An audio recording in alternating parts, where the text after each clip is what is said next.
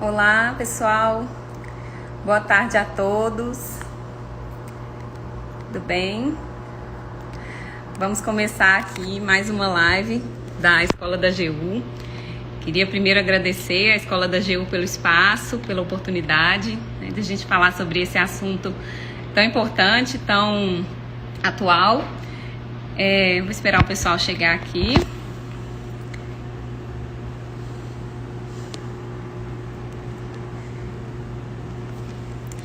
O Enem vai ser realizado agora no dia 17 de janeiro, então super importante esse assunto. Então, queria agradecer primeiro à Escola da AGU por esse espaço, por essa oportunidade. A gente está falando sobre as questões sanitárias e jurídicas relativas ao Enem 2020. Esperando aqui o doutor André. O doutor André é nosso colega aqui de AGU, ele é procurador-chefe no INEP, professor de Direito Constitucional, doutor, pós-doutor. André acabou de entrar. André, já enviei a sua solicitação.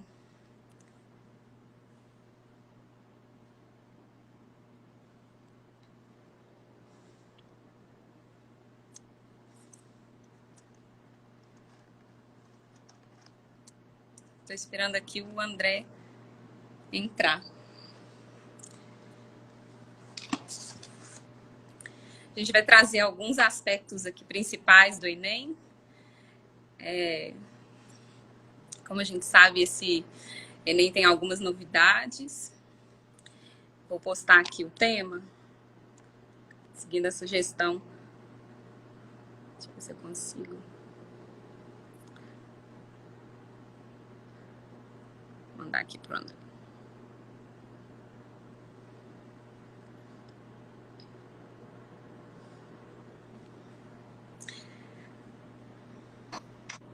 Ô, Fernando, Ótimo. tudo bom? Oi, André, tudo Agora bem? deu certo, né? Agora deu tudo certo. Eu ainda sou aprendiz aqui nesse Instagram. Somos todos, somos todos. Estamos E aqui. a correria? Pois é, você viu a correria aqui? Quase que não deu, mas deu Você sim. em despacho com o ministro, eu saindo de despacho com o juiz. Mas acho que é importante a gente estar aqui hoje para esclarecer para todos os colegas e para a comunidade em geral, né, a seriedade que está sendo feito, né, esse trabalho de aplicação do Enem, tanto pelo Ministério da Educação, né, que vocês têm feito aí um trabalho de fiscalização, pelo INEP, né, e também nós estamos lá fiscalizando. É importante dizer isso, nem a Conjur é órgão do MEC e nem a Procuradoria é órgão do INEP, nós estamos para fazer um controle de legalidade. Então, é importante que se diga isso. A AGU tem esse papel importantíssimo, que é de fazer o controle prévio de constitucionalidade e de legalidade de toda a atuação do gestor público. Então, eu tenho enfatizado muito isso. Quando a gente chega agora nas vésperas do Enem, né, já vai ser realizado agora no domingo, eu creio que a sociedade como um todo pode confiar no trabalho que foi feito pela AGU, na fiscalização e no controle prévio da legalidade. Então, se já chegamos nessa fase de vamos aplicar as provas, é porque desde o edital do exame, né, até agora, toda a logística com os órgãos de segurança pública, tudo isso passou pelo crivo da AGU. Então, acho que, né, você comandando a consultoria jurídica do Ministério da Educação, nós lá no INEP fazendo um trabalho também importante, a PGF, né, a Procuradoria-Geral Federal, tem dado todo o apoio, né, o nosso colega, o Vitor Córdula, do Departamento de Contencioso, colocou toda a equipe à disposição, o Leonardo, Procurador-Geral Federal. Hoje mesmo eu conversava com o doutor José Levi, né, que tem sido também um parceiro. Então, vejam, a AGU tem feito, eu acho que um trabalho importante, e aí é por isso que o fato de a gente estar se desdobrando para estar aqui nesse momento falando aí para todos os colegas e para a comunidade em geral, eu acho que é extremamente importante, né, a gente encontrar aí esse espaço na agenda e poder explicar esse trabalho que a gente tem feito. Né? Acho que é importante ressaltar isso. O Enem, a gente sabe que é uma das principais políticas de educação no Brasil, né? Esse ano vão ser em torno de 6 milhões de inscritos no Brasil inteiro. é uma política pública grandiosa, né? Então, acho que a gente tem Importante que ressaltar esse trabalho, né? a política pública. Quantidade de estudantes, a quantidade de estudantes que dependem, né, do Enem para acesso ao ensino superior, para outros. Exato, exato. Não, o Enem tem todas essas funções. Hoje ele é um dos principais mecanismos de acesso à universidade. Ele é um dos principais mecanismos de acesso ao financiamento, né, do ensino superior. Ele viabiliza que o INEP estabeleça uma série de estudos sobre ou seja, toda a avaliação que se faz do ensino superior no Brasil. Ele fornece uma série de dados estatísticos, etc., e permite o INEP tem feito eu estou achando interessantíssimo estar lá acompanhando de perto, porque, de fato, o INEP faz um trabalho extremamente importante, junto com o IPEA, com o IBGE, de fornecer dados para as políticas públicas, né? O Ministério da Educação consegue construir as políticas públicas com base nesses dados construídos pelo INEP. O Enem, além do ENAD e de outros vários programas, tem essa função fundamental. Então, acho que quando a gente está aqui defendendo a política pública, de alguma forma nós estamos defendendo a educação no Brasil e, no fundo, garantindo o futuro. O futuro dos estudantes, o futuro da nossa sociedade, que a gente sabe que depende de educação. Então, acho que esse papel da AGU na defesa, né, e agora a gente está nessa fase de defesa judicial, já em cima do exame, fizemos o controle prévio, agora estamos defendendo as últimas impugnações, né, temos aí algumas poucas impugnações da Defensoria Pública, mas estamos já em diálogo com os órgãos, e eles estão enxergando que tudo está sendo feito de acordo com as normas, né, como a gente já tinha atestado, né, normas de segurança sanitária, normas da Anvisa, do Ministério da Saúde, tudo isso foi olhado. Então, vejam. Então, peculiaridades, né, André, no Enem, assim, que são importantes destacar. A gente tem aí o Enem digital, não é mesmo? É a primeira. Isso é uma novidade importante. E aí, é bom você ter falado sobre isso, porque, veja, nós estamos numa pandemia, e a dificuldade toda que se tem é de realizar o Enem presencial. Mas a perspectiva, nós já vamos iniciar o Enem digital neste ano. A perspectiva é que até 2026, o INEP está trabalhando para isso, até 2026 o Enem seja todo digital. O estudante vai realizar do seu computador a prova. Então, se nós já tivéssemos um Enem digital como esse, talvez nenhum desses temas sobre, né, segurança sanitária do Enem, na época a gente estaria discutindo, porque todo mundo estaria remotamente fazendo, né, o seu exame. Então, essa é uma política extremamente importante. Neste ano, essa é a primeira edição do Enem digital, ele vai ser aplicado para 100 mil estudantes, né, em algumas capitais e algumas regiões. É um projeto piloto, mas ele vai ser, obviamente, aperfeiçoado. Agora, com essa questão da pandemia, isso vai ter que ser acelerado, né? Então, vamos ver se já no Enem de 2021 ou de 2022, esse contingente, que agora é de 100 mil estudantes, seja muito maior, para evitar. A gente sabe que, mesmo que tenha vacina, 2 semanas atrás saiu uma reportagem importante daquela revista The Economist, e eles explicando de forma muito sensata, olha, mesmo que tenha vacina, mesmo que toda a população mundial esteja vacinada, ainda assim nós vamos ter que conviver com o vírus. As vacinas não são, nenhuma vacina nunca foi 100% eficaz. Então, nós vamos ter que continuar convivendo e aprendendo a conviver. Então, todas essas políticas que visam, como essa de digitalização do Enem, e todas as medidas de segurança que estão sendo adotadas agora, isso, no futuro próximo, isso vai ser fundamental. E o trabalho tem sido muito sério em relação a essa questão. Acho que é importante frisar isso. Da realização da forma digital também é importante assegurar a questão dos computadores, de como que tem sido feito. Vai ser o Enem digital, ele vai ser na semana seguinte ao último dia da prova física, não é isso? Exatamente. Temos aí dia 17, a primeira etapa do Enem, agora no domingo, depois dia 24, que é no outro domingo, aí em seguida no dia 31, Enem digital. E vai até, e ainda entra em fevereiro, porque em fevereiro ainda temos a outra segunda fase, temos também o Enem, que é aplicado para pessoas privadas de liberdade. Vejam a importância desse trabalho, né? Os presos vão poder fazer o Enem, né? Então, acho que é um trabalho seríssimo, importantíssimo, e a gente tem lá estado sempre de olho, claro, na gestão pública, né, mas interessado também em todo esse papel importante que a política pública do Enem cumpre no nosso país. É um contingente muito grande de pessoas envolvidas. A preocupação com colocar a data para o exame agora impresso, depois o digital, a possibilidade de reaplicação, todo o procedimento tem sido bem pensado, todo esse tempo, como você falou. Exato. Só o exame aqui agora dia 17, a gente tem pensado. É uma logística impressionante, porque é no país inteiro. E quando veio a pandemia, o INEP logo adotou todas as medidas para se adequar à legislação. Então, logo veio uma complementação do edital, exigindo máscara, e não é qualquer máscara, tem que ser uma máscara que cubra nariz e boca, tem que ter aspectos adequados.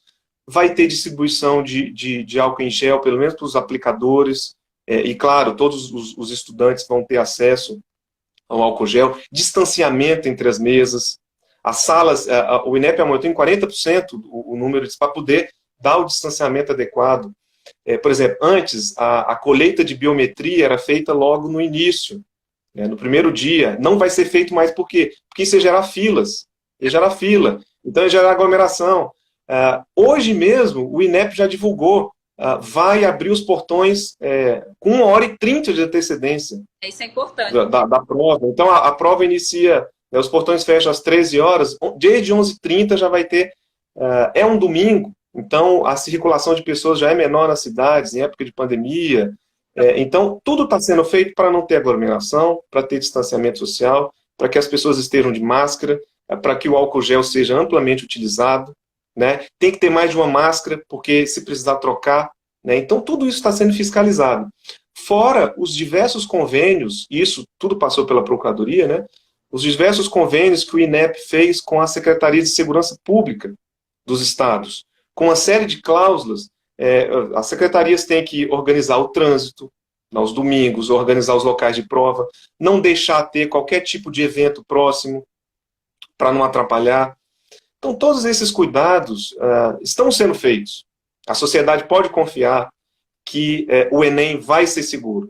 Isso. E que a AGU está por trás disso, né, assegurando a legalidade de todo o procedimento, de todos os atos do gestor público.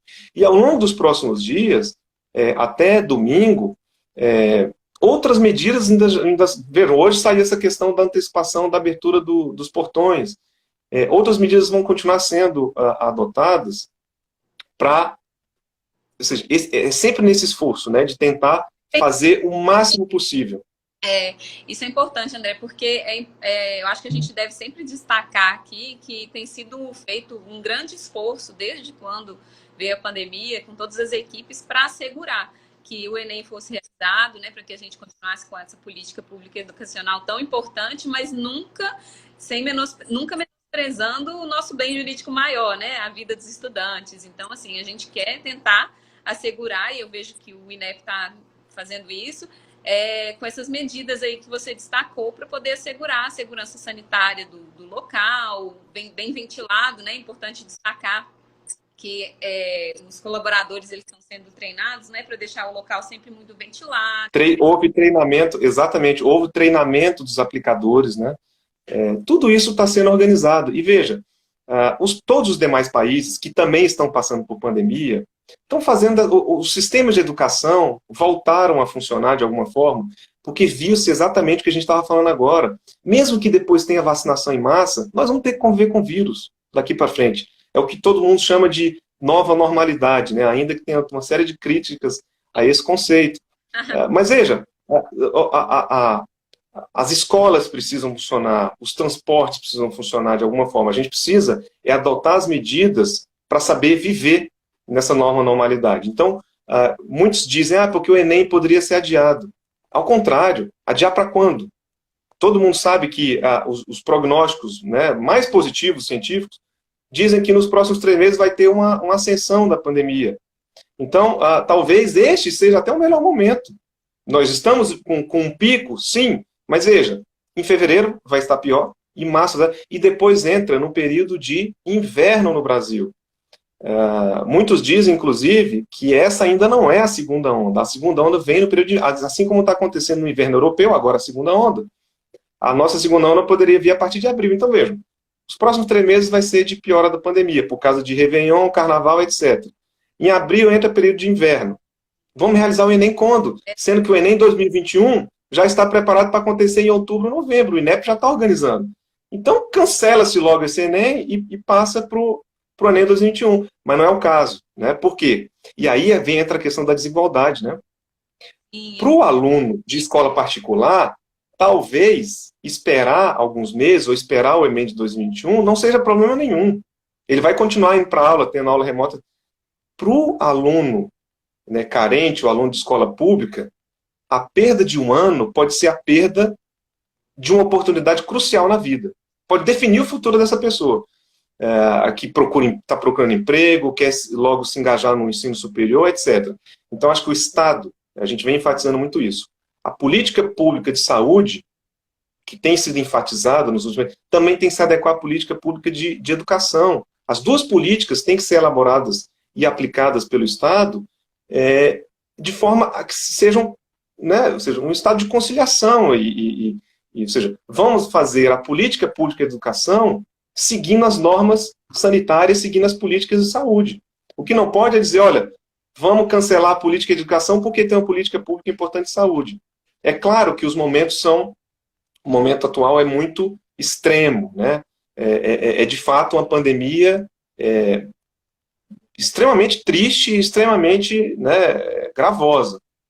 Mas o Estado, de alguma forma, o Estado brasileiro, aí no caso, o Poder Executivo, o Ministério da Educação e o INEP, tem que fazer esse esforço, sim, de poder realizar a política de educação, ainda que seja em condições sanitárias adversas, condições negativas que são as atuais.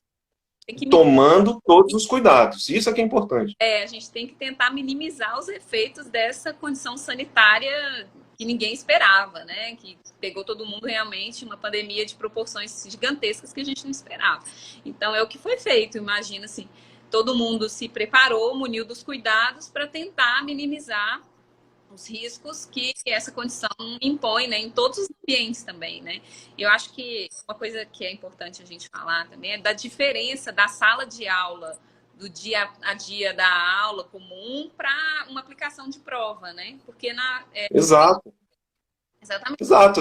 Ou seja, muitos confundem com as aulas presenciais. A aula, o professor fala, os alunos falam, tem debates. Numa sala de prova, tá? Os alunos vão entrar calados, vão fazer sua prova com distanciamento entre as carteiras, né? Tem um horário para lanche, mas até isso ficou previsto no edital. Ele só pode tirar a máscara para fazer um lanche rápido no local, tá? E imediatamente botar a máscara, beber água, essas coisas. E tudo monitorado, vai ter, né, aplicadores treinados para monitorar tudo isso. Se tiver que ir no banheiro, vai, né, acompanhado e volta, sempre com álcool gel em todos os lugares.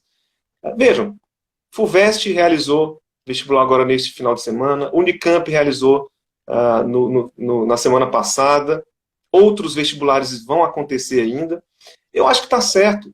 Tomando todas as medidas e todos os cuidados, o sistema de educação tem que continuar, porque eles são o fundamento, né, de uma sociedade, de uma comunidade. A comunidade tem que preservar os seus pacientes, os seus idosos, os grupos de risco. Sim, o Estado tem que atuar para proteger essas pessoas. Estamos no meio de uma pandemia, e isso é gravíssimo.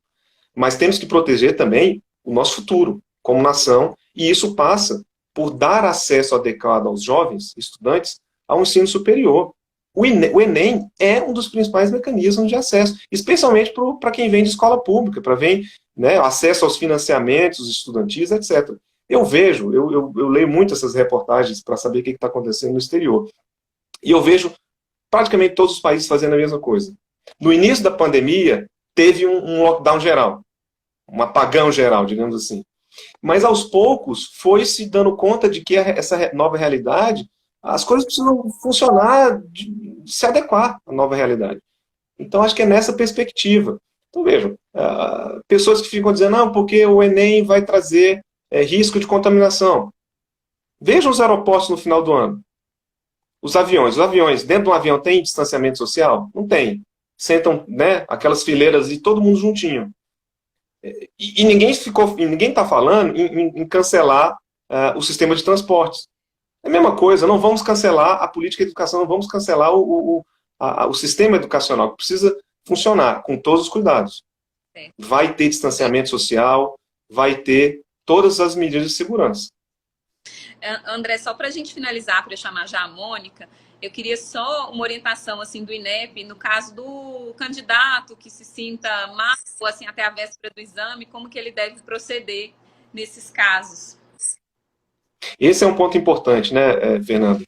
Qualquer candidato que tenha não só Covid, né, mas coqueluche, rubéola, uma série de doenças infectocontagiosas que estão já no edital previstas, não precisa nem de atestado médico.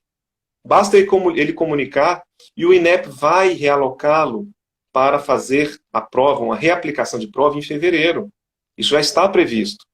O INEP já previu tudo isso. Aqueles que, né, apresentarem sintomas, não precisa nem de atestado médico, comunica e vai ser marcada uma data de reaplicação em fevereiro.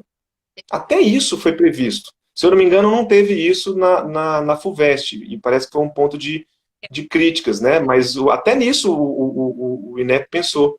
Não é só o coronavírus, é também, né, seja, uma série de doenças infectocontagiosas. Tudo tentando preservar a saúde dos candidatos. Então, se a gente preserva a saúde e adota as medidas adequadas, o Enem pode ser realizado, vai ser realizado o Enem 2020, em novembro vem o Enem 2021.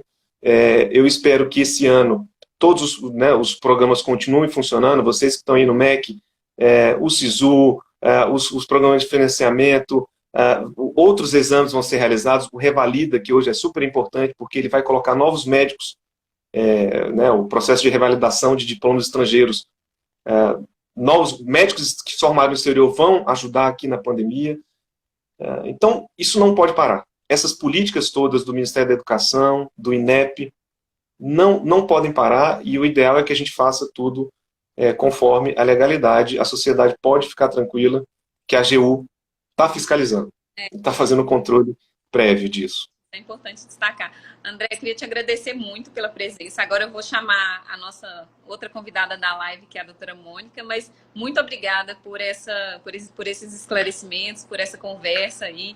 Acho que deu uma tranquilizada nas pessoas em relação às medidas, principalmente as sanitárias, né, que vêm sendo adotadas aí com tanto cuidado. Exato. Né, esse esforço hercúleo aí do INEP para tentar garantir a segurança e a saúde dos alunos. Obrigada.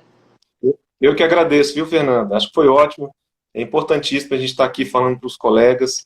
Tá? Eu acho que é um momento difícil para todos, mas um momento fundamental. E o nosso trabalho aqui na Procuradoria e o trabalho de vocês, né, na consultoria do MEC tem sido fundamental, tá? Então, boa tarde a todos e, claro, como sempre, nós ficamos à disposição para qualquer dúvida e qualquer necessidade. Perfeito. Obrigada, André. Boa tarde. Boa tarde. Agora, então, pessoal, o André vai desconectar e eu vou chamar a doutora Mônica, que é procuradora federal e atua na coordenação da equipe nacional em matéria educacional da PGF, da Procuradoria-Geral Federal. Deixa eu ver aqui. Eu vou chamar a doutora Mônica para trazer para a gente as principais questões relacionadas à atuação da AGU, da PGF, na realização do exame, né? No âmbito do Enem. Boa tarde. Oi, Mônica. Oi, Fernanda, tudo bem? Tudo bem? Tudo bem, certo. Doutora Mônica. Boa tarde a todos os participantes da nossa live aqui, promovida pela Escola da AGU. Agradecer o espaço, né? Acho que a gente tem que utilizar mesmo as redes sociais para divulgar cada vez mais as estratégias que estão sendo alinhadas, os pontos que estão sendo sensíveis e tratados pelo INEP, pela AGU e pela PGF. E agradecer também ao MEC, né, ter cedido a Fernanda aí para a gente nesse momento aqui de debate dos pontos mais importantes, né? A gente pode começar então, né, Fernanda? Ótimo. Mônica, acho que é importante trazer aqui para a gente quais são as contribuições da PGF agora no âmbito do Enem, né? A gente tem visto a PGF bastante atuante Então, é importante trazer para os colegas como que é essa atuação para garantir a segurança jurídica do exame e que ele é realmente. Então, a Procuradoria-Geral Federal, ela faz a representação judicial e extrajudicial das autarquias e fundações públicas federais, né? Dentre elas o INEP. Então, o nosso papel como instituição, que inclusive vem se consolidando nos últimos anos como instituição essencial, né, para o Estado Democrático de Direito. E aí, quando a gente fala de democracia, a gente fala de educação, né? Uma coisa puxa a outra, isso é inegável. E a PGF tem como norte da sua atuação justamente implementar essas políticas públicas e garantir que elas possam, né, ser concretizadas com a maior segurança jurídica possível, da forma mais tranquila e adequada possível, né? E é isso que a gente tem de meta, na verdade, nesse momento. A gente traçou uma força-tarefa, né, para atuar conjuntamente, PGF e AGU, justamente nesse foco de garantir o Enem. A gente está falando de uma política pública macro, um evento de alta relevância, né, na área de educação, com um calendário extenso. Eu costumo dizer que a gente tem uma fase pré-ENEM e uma fase pós-ENEM, né, que são tão até mais importantes do que a data das realizações das provas em si. A gente tem todo um calendário, um planejamento prévio, e tem todo também o calendário posterior, né, e do Enem decorrem as políticas públicas mais relevantes em termos de educação, FIES, financiamento estudantil, ProUni, SISU, sistema de cotas, inclusive as notas são utilizadas também para ter acesso a universidades estrangeiras, universidades portuguesas. Então, é um exame que é a porta de entrada, né? Não é mais uma prova, é a prova e a porta de entrada para que os estudantes tenham acesso à educação superior. E esse ano, a gente está tratando de 6 milhões de estudantes, né? 6 milhões de famílias, 6 milhões de sonhos, e a gente precisa ter isso, esse ponto com muita sensibilidade.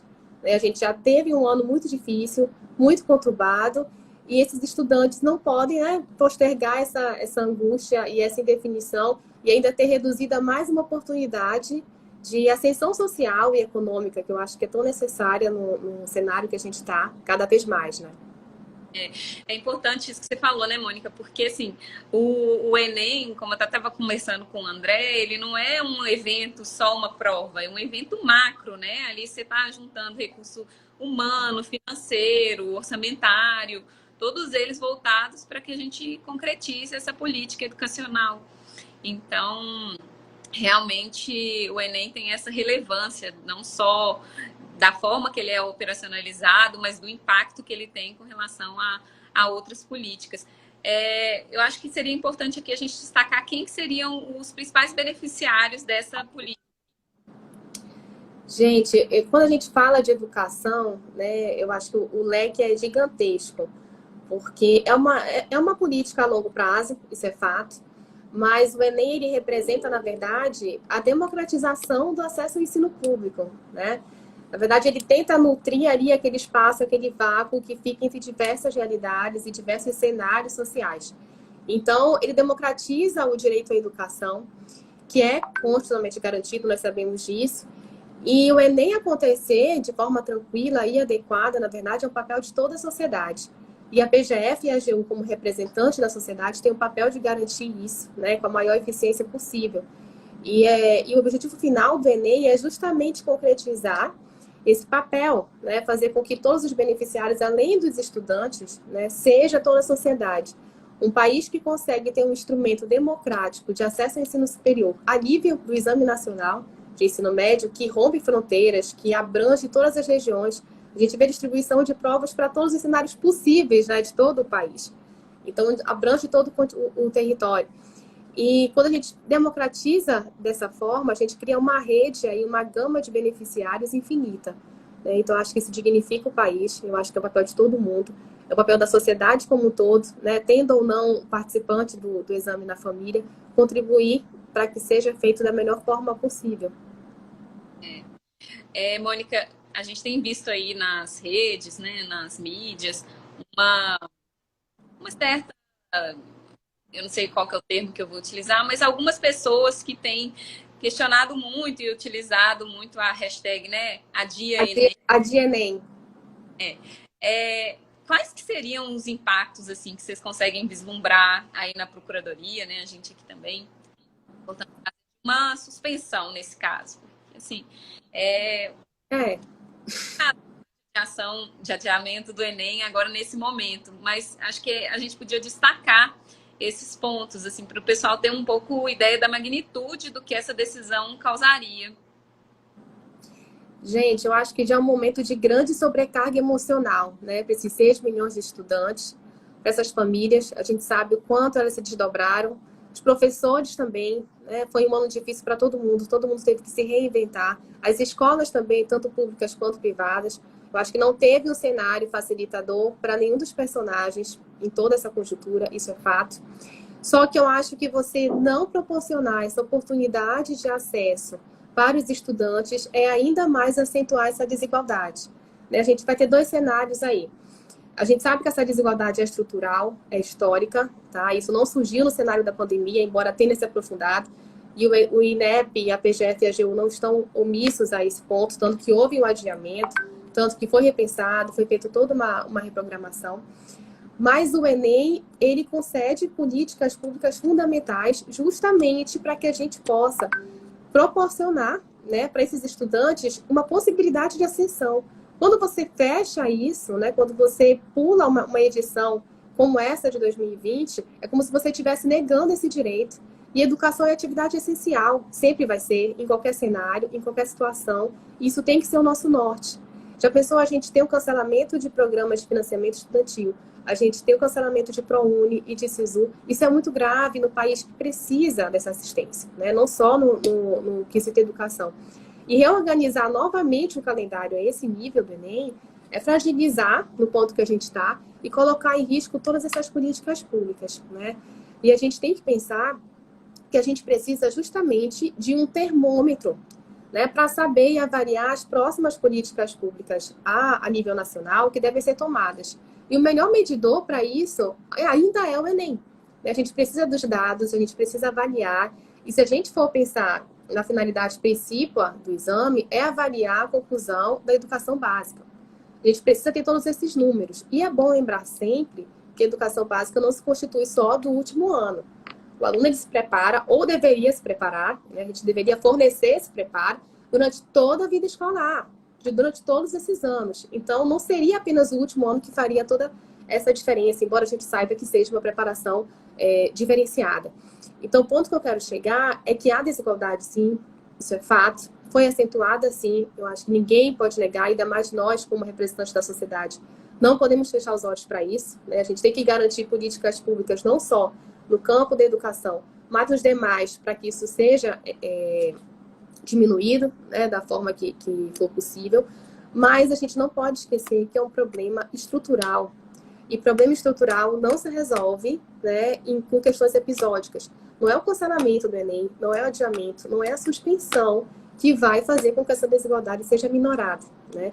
Eu acho que o ponto aqui que a gente tem que discutir é realizar o Enem da forma mais segura do ponto de vista sanitário, né? Proteger a saúde desses 6 milhões de candidatos, estudantes, das suas famílias, né? Eu vi várias reportagens dos estudantes que já fizeram essas provas de vestibulares agora nos últimos dias, de criando estratégias, né, de isolamento posterior ao certame. O fato é que tá todo mundo no certo esforço, pessoal, tá todo mundo lutando com uma certa dificuldade interna e é mais uma que os estudantes vão ter que lutar.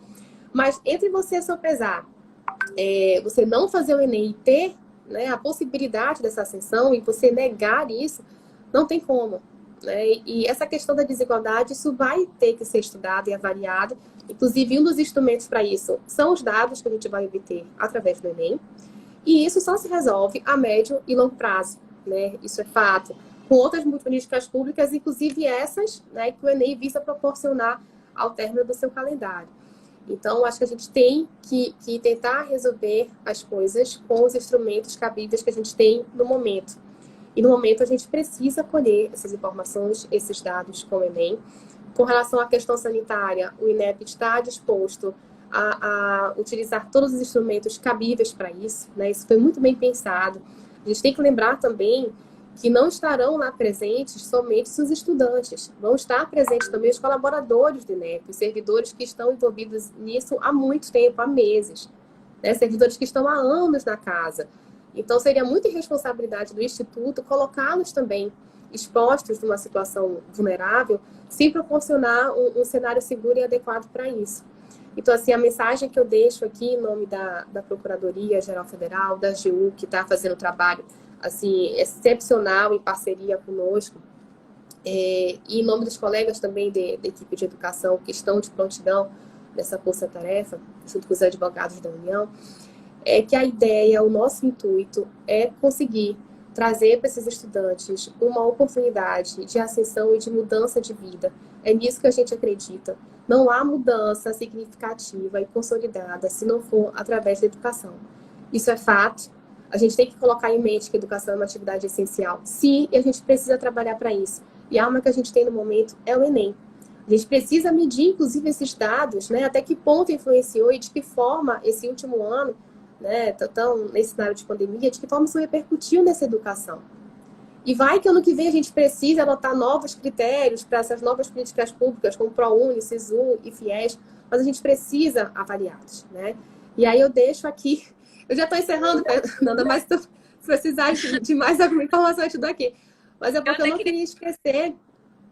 Eu não queria esquecer de dar uma mensagem de esperança para esses estudantes, né? Que a gente já passou por isso, já passamos por essa fase de provas, e eu imagino que todos estão angustiados, estão, né, tentando se concentrar, né, nos seus estudos. E eu queria deixar claro que no que depender, né, do MEC, do INEP, da PGF e da AGU, a intenção é que vocês possam fazer sim o exame, que vocês tenham essa oportunidade dessa ascensão de forma justa, honesta, né, que também pesa muito e tem que pesar sempre, de uma forma digna, a uma educação superior e, consequentemente, a uma ascensão social para uma vida melhor. Pode falar, Fernanda, não vai te interromper. Mais um ponto, assim, que a gente está falando também, né, que o mais destaca aqui na questão é a questão da saúde, né, das condições. Não pode esquecer também dos recursos envolvidos nisso. Eu não sei se a gente chegou a mencionar, mas se o André falou de percentual, mas gastos mais de 60 milhões com as medidas, né, preventivas de condições sanitárias. Então, assim, a gente tem um gasto aqui muito grande para essas medidas. A questão do aumento das salas, né, da quantidade de salas para poder ter um espaçamento maior entre os estudantes. Então, a gente não pode ignorar também o impacto financeiro que uma medida dessas, de um eventual adiamento, a gente fala aí, medida judicial, poderia causar, né? Porque gente, a gente está num exame que está custando 700 milhões, né, de reais. É uma política pública macro, então, assim, não tem como desprezar esse ponto, ainda num cenário tão fragilizado economicamente como a gente se encontra, né? Isso aí não é novidade para ninguém. E é um valor já, né, elevado, considerando a eleição que foi adiada ano passado, né, que é essa agora. Então, tudo isso tem que ser sopesado, né? Quando a gente fala em adiamento, não é algo simples. A gente tem todo um calendário para cumprir, toda uma logística técnica. Não estou dizendo que isso prepondera entre valores, né, mais relevantes, mas que isso tem que ser contabilizado, até porque é um dinheiro público, né? A gente pensa que as coisas não acontecem por meio de mágica. É um dinheiro de todos nós investido justamente na educação, né, que é atividade essencial, que é um direito social. Então, a gente tem que garantir que isso aconteça da melhor forma possível, né?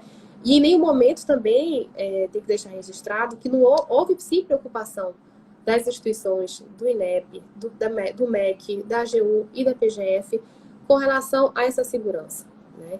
E eu acho válido também colocar aqui, Fernanda, que a gente teve que fazer um aumento considerável, né, na disponibilidade das escolas, das salas, para que a gente conseguisse fazer na prática esse distanciamento.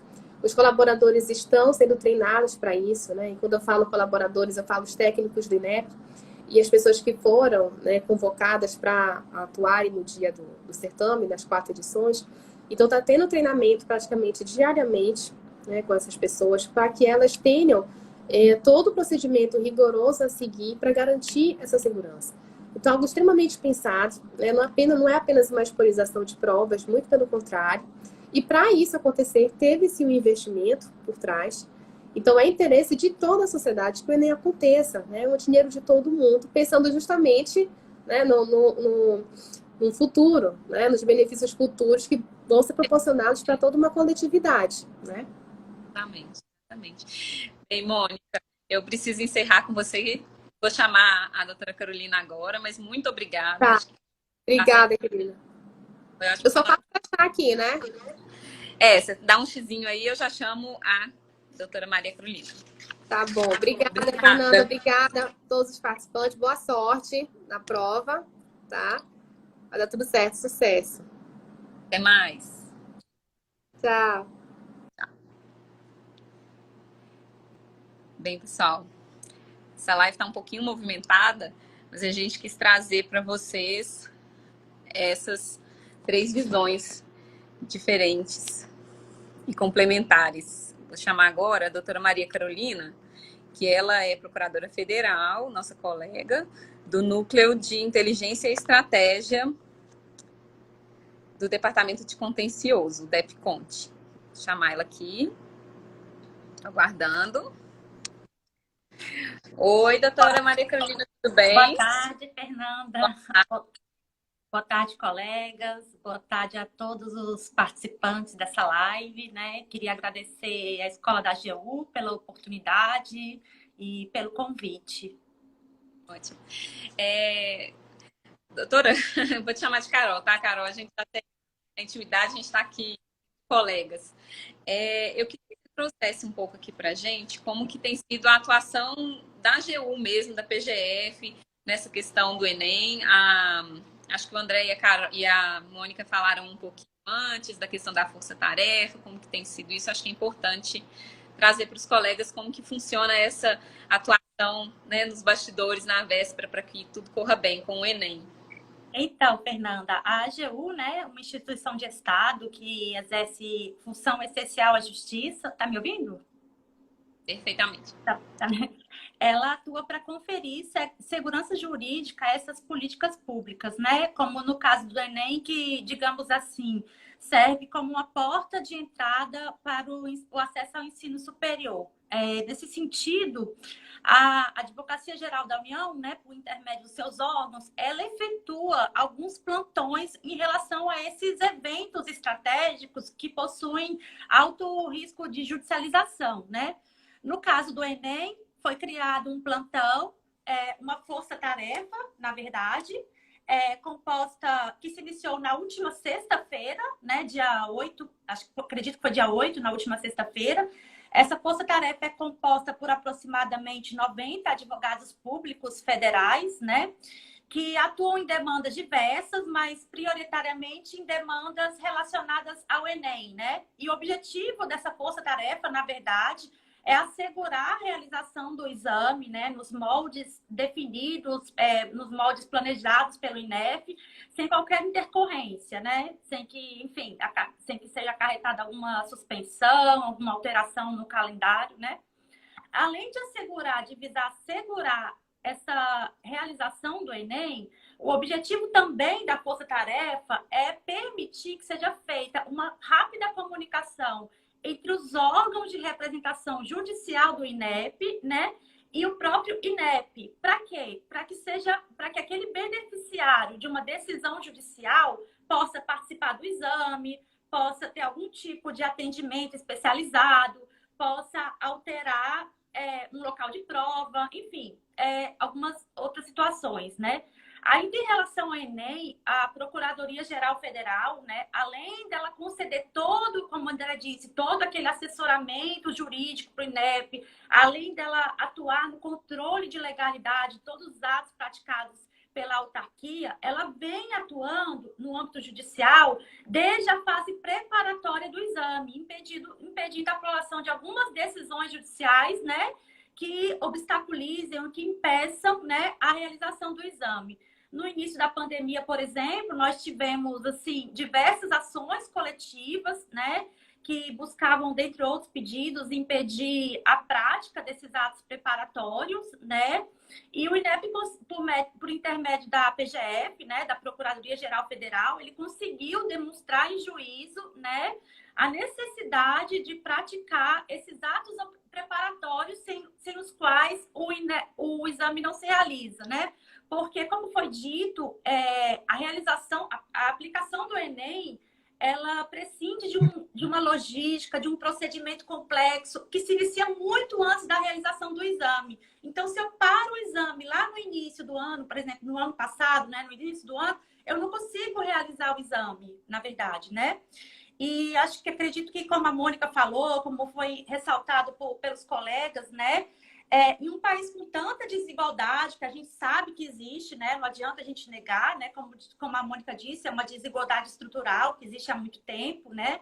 Eu acredito que a realização do Enem seja, assim, uma oportunidade e uma esperança de um futuro melhor para milhões de estudantes, na verdade. E a AGU, com seu corpo técnico jurídico altamente qualificado, eficiente, né, composto por procuradores federais e advogados da União, ela está amparada, na verdade, está preparada para atuar na defesa do INEP e no sucesso de uma política pública tão relevante quanto o Enem. Basicamente era isso. Carol, é engraçado que você falou aí da questão dos participantes, de mudar o local de prova, e me veio um ponto importante para a gente falar aqui, que acho que nas outras edições a gente tinha muito isso, né? Mudança de local de prova, inscrição. Hoje a gente tem um plus, né? Que é a questão da pandemia, um grande acréscimo, mas essa questão da local de prova, de algumas liminares, também é importante a gente destacar, né? Porque, assim, o deferimento liminar agora, vamos supor, alterando um local de prova ou colocando um candidato, pode ter um grande prejuízo para a segurança sanitária do exame, né? Porque todas essas questões de... Exatamente, porque isso implica em você alocar um determinado participante numa outra sala, né? Enfim, eu não sei como que é a logística, na verdade, do exame para você alterar a localidade de prova de um participante, você necessariamente tem que, acredito eu, que tenha que colocar numa sala diversa ou numa sala que tenha menos aluno, né? De forma a assegurar toda essa segurança deles, né? Saúde mesmo. Esse ano tem essas peculiaridades, assim, além das ações que a gente já vinha enfrentando, assim, que são comuns, né, em todo exame que se tem, o Revalida, o Enem, qualquer exame sempre tem uma demanda, né, judicial.